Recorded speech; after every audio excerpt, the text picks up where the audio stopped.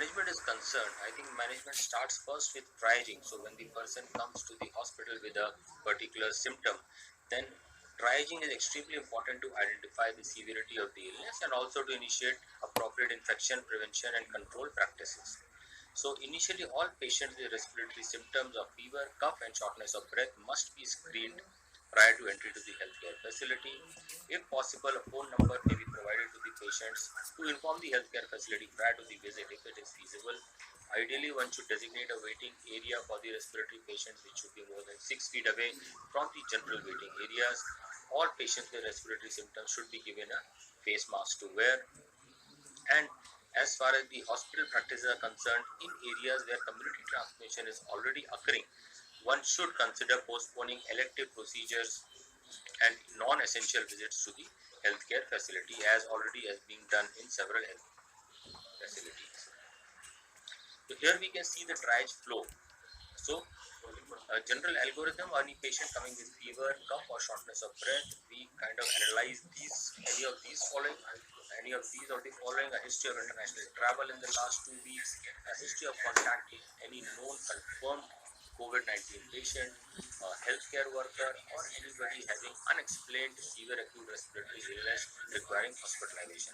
If none of these is there, then a person goes for the usual care for the symptoms and does not need any hospitalization or probably any further workup. Whatever workup has to be done at the discretion of the clinician. But if he does have any of these following features, then then basically we have to sub-classify whether he is a mild case or he is a moderate to severe case.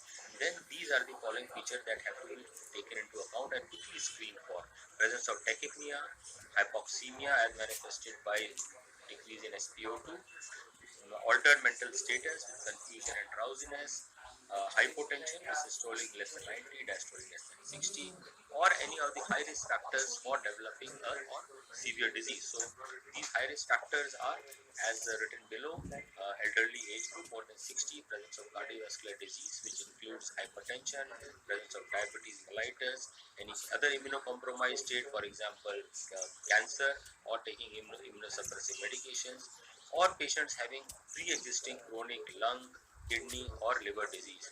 All of these fall into the category of high risk patients who may go on to develop severe illness. So if any of these is present, then he is classified into a moderate or a severe case. If none of these are present, then he is a mild case.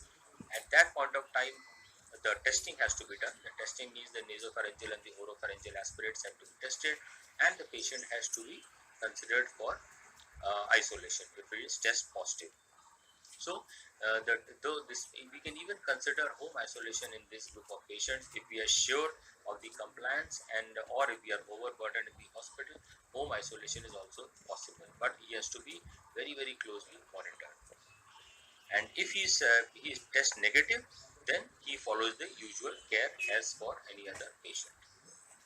If any of these factors is present, he goes into the moderate to severe category, and over here he has to be tested and then he has to be admitted, and then in admission he has to be monitored, and monitoring has to be done so as to look at the cardiovascular status, look at the respiratory status, and also for the worsening mentation. So any of the hospital admissions will be indicated in any one of these following being present, which we have already talked about: the tachypnea, hypoxemia, altered mental status, hypotension, and presence of any of the risk factors that we have already talked about. We should remember that there is a large list of differential diagnosis of these patients. Influenza is of course a very common cause of upper respiratory symptoms, and influenza virus is also transmitting in the community. And seasonal influenza, swine flu, H3N2, they are both preventable and treatable, or sometimes avian flu, what used to be there a couple of years back. We should not forget the bacterial and the atypical pneumonias which may present with SARI. We should also not forget various tropical fevers which may present with ARDS, including dengue, leptospirosis, malaria, and some other diseases such as rickettsia. So all of these should fall under the differential diagnosis when we are treating with a or dealing with a patient with respiratory particular scenario. Then sample has to be collected, and again in very brief, one has to collect nasopharyngeal swabs and one has to collect the throat swabs or the oropharyngeal swabs. And these are not the normal cotton swabs or the wood shafts that normally has to be taken. Ideally, one has to use sterile Dacron and rayon swabs, and then there's a particular way of taking that. So we won't go into those details right now, but those swabs have to be collected and shifted in a particular transport medium for. This is the upper respiratory tract samples, but lower respiratory tract samples may also be collected in those who have got radiographic evidence or a clinical diagnosis of LRTI in certain situations, because they may have some impact on clinical interventions. This include expectorate sputum, Usually this is not encouraged because of a risk of transmission of the disease while coughing or expectorating out the sputum. So this is not really encouraged. Tracheal aspirates and bronchoalveolar lavage can be done in those patients who are on a ventilator, who are intubated. So if required, these procedures can be performed. But because they can generate aerosols, very strict and very careful airborne precautions have to be used during these.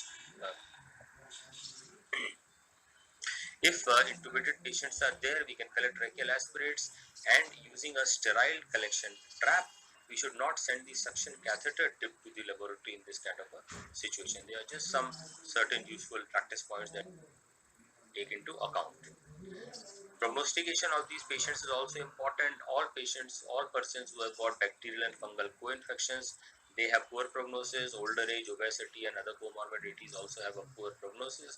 So one group tried to take out a predictive score for mortality, and this score more than 12 was a higher predictor of mortality. This included multilobar infiltration in the chest, lymphopenia, bacterial co-infection, a presence of a smoking history, presence of hypertension, and age more than 60 years. So giving various points to all of these, a total score of more than 12 was predictive of a more higher mortality in this particular. So coming to the management per se, management of a mild illness usually does not require any hospital interventions, but isolation would be definitely required to contain the virus transmission. If there is a small number of cases and facilities are available, it is advisable to isolate in hospital itself, because there would be better monitoring, there can be better supervision over there. Or if one can use the repurposed non-traditional settings. For example, if there is a huge big pandemic, large cluster of cases, then one can use stadiums, auditoriums, and hotels also. This has been done in certain situations. Or if not possible in hospital, then home isolation is also a good option, and one has to be just very carefully monitoring these patients to make sure that they are following the precautions, infection control precautions, which are required at that time to protect the family members and also the community. So very good counseling about the signs and symptoms of complicated disease also have to be told, so that the patient report back as soon as they have any other abnormal type of a symptom that may require. These are just some of the publications which came out the last couple of weeks regarding the patients who were infected in China, and they describe the clinical features as also the management. They were in JAMA and the NEG. The management of mild disease mostly is just like any other upper respiratory illness or mild lower respiratory illness, with antibiotics like paracetamols, good hydration. Antibiotics, for example, azithromycin or amoxiclavulinic acid, may be given if clinically indicated. If influenza has been strongly suspected or it has been diagnosed, then oseltamivir should be given, and the role of hydroxychloroquine will be taken up in subsequent slides.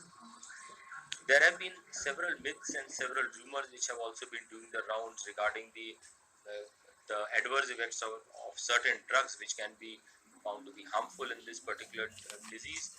So ibuprofen was one of them, and it was thought whether ibuprofen can worsen disease for patients with COVID-19. At present, the WHO says that there is no current available evidence to and fro that, so it does not recommend against the use of ibuprofen, and that is some of the myths that are being dispelled as of now, citing lack of current evidence for this